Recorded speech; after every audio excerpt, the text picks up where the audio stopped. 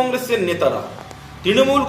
নেতারা ম্যানগ্রোভ, যেটা আমাদের জন্য গর্ব, সেই ম্যানগ্রোভের যে গাছগুলোকে কেটে আপনার হচ্ছে মাছের ভেড়ি তৈরি করা হয়েছে।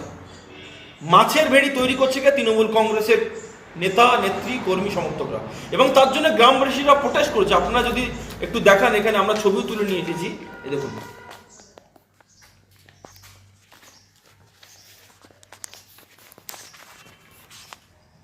এটা একটা পার্টি থেকে সিদ্ধান্ত করেছে, এটা একটা হচ্ছে গিয়ে পার্ক করার জন্যে। হ্যাঁ, তার জন্য এটা ঘিরেছে।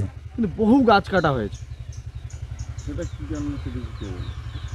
এত গাছ কেটে ঘিরে নিল। হ্যাঁ, কোন রাজনৈতিক দল বা কারা ঘিরলো এটা? এখন আপাতত বর্তমান যে এখানে হচ্ছে গিয়ে ক্ষমতায় আছে সেই ঘিরেছে, যেমন তৃণমূল। আপনারা প্রতিবাদ করেননি? না, এখানে কেউ প্রতিবাদ করলেই তার বিরুদ্ধে হচ্ছে গিয়ে মানে একটা ইয়ে হবে, করা মানে স্টেপ নেওয়া হবে আর কি। আচ্ছা, এটা কোন জায়গা? এটা মইপির গঙ্গার ঘাট। বিশেষ করে গত কয়েকদিন ধরে শুনতে পাচ্ছি একটা মিথ্যে ঘটনাকে নিয়ে একটা অপপ্রচার করা হচ্ছে তৃণমূল কংগ্রেসের নামে। দীর্ঘ স্বাধীনতার পর কুলতলির যে উন্নয়নের আলো দেখিয়েছে, বিশেষ করে গঙ্গার ঘাট একটা পর্যটন কেন্দ্র, সেই পর্যটন কেন্দ্রে একটা নতুন জেটি ঘাট হবে। 2 বছর আগে থেকে একটা মাটি কাটা হয়ে পড়েছিল, সেটাকে ভিডিও করে এমন করছে যে ব্লক সভাপতি তৃণমূল কংগ্রেসের নেতৃত্বে এইসব ম্যানগ্রোভ কাটা হচ্ছে। এসব ভিত্তিহীন সিপিএম, বিজেপি এরা একত্রিত হয়ে চক্রান্ত করছে। এরা কোনো কাজ নেই, ঘরের কোণে বসে থাকে। কুলতলিটাকে একটা নরখাদকে বানিয়ে রেখেছিল এই কমিউনিস্ট পার্টি, সিপিএম এবং বিজেপিরা। তাই এরা এখন কিচ্ছু কাজ নেই, ঘরের দাবায় থেকে বসে থেকে তৃণমূল কংগ্রেসের নামে মিথ্যা অপপ্রচার করা হচ্ছে।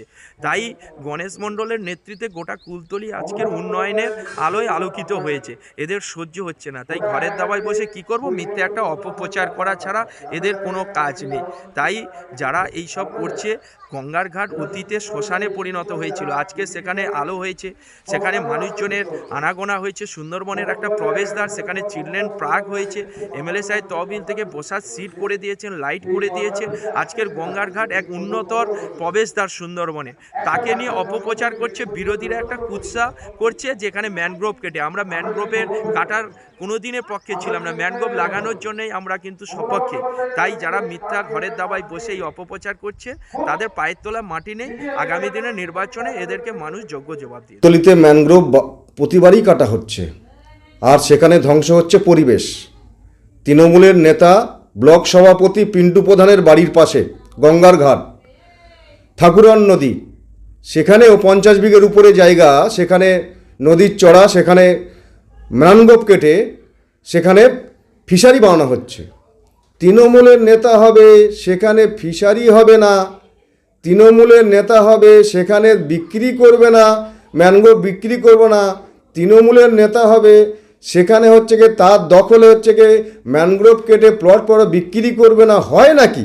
এটা কুলতলির প্রত্যেকটি জায়গায় এরকম ম্যানগ্রোভ কেটে সেখানে ভেড়ি তৈরি হয়েছে, এবং এটা তৃণমূল কংগ্রেসের মানে নেতৃত্বে হচ্ছে।